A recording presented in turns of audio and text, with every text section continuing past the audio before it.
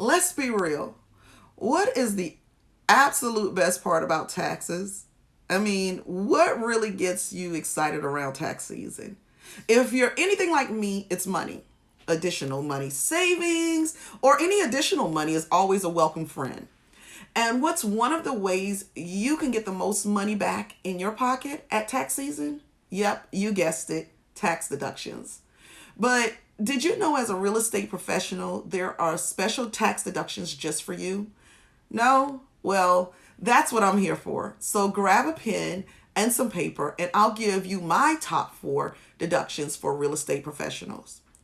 My name is Tawana Bryant Osborne, and I am an accountant and owner of Bryant Business Solutions, which is an international accounting and tax firm that specializes in sustainable financial solutions. I am on a mission to assist service based small business owners increase their net profits and reduce their tax liability so they can build long term wealth. I want to share some of my favorite deductions you can make as a real estate professional. Deductions, some you probably have never heard of, some you may have.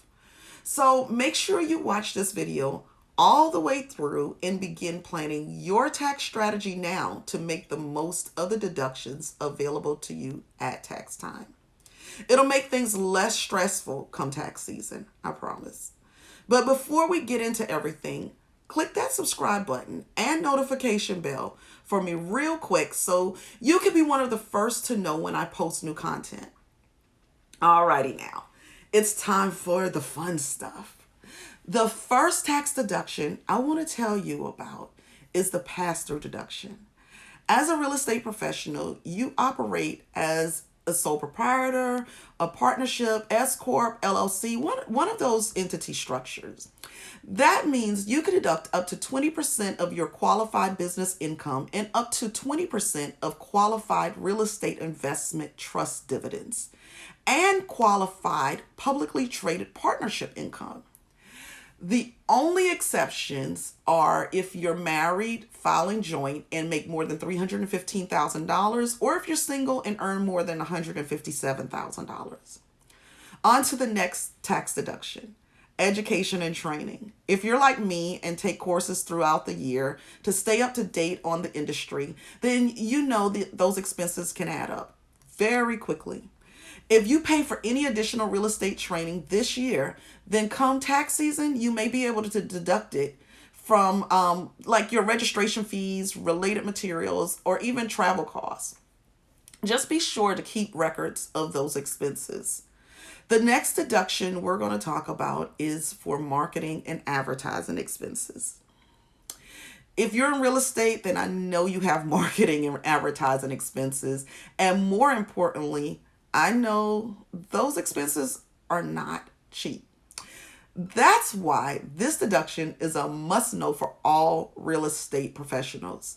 And honestly, this one might just be my favorite deduction. Why, you ask? Because it's so broad in the requirements.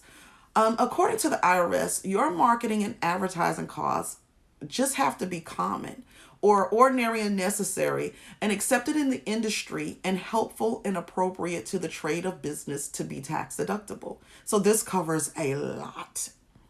The last tax deduction we'll talk about today is for home offices. I know a lot of people have recently opted to work from home, so I wanted to take just a moment to make sure you all know and understand the home office deduction. It's a little complicated, or can be, because this deduction has two options, an easy way and then a little more challenging way. Well, technically it's called the simplified and the regular method. If you choose the simplified option, your deduction will be calculated based on the size of your home office space.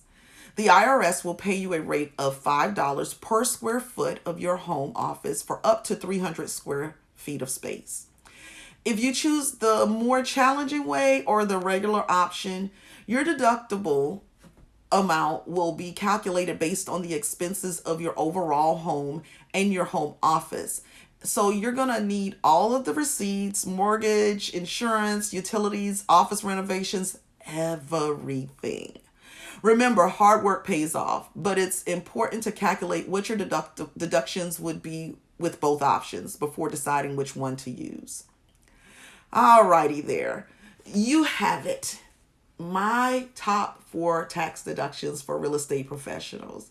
I know how stressful taxes can be, but hopefully these deductions will give you a little something something to look forward to come tax season. I mean, who doesn't look forward to extra money, right? Well, that's all I have for today. If you've learned something new or helpful, then go ahead and give this video a big thumbs up and let me know in the comments. I'll talk with you guys next time.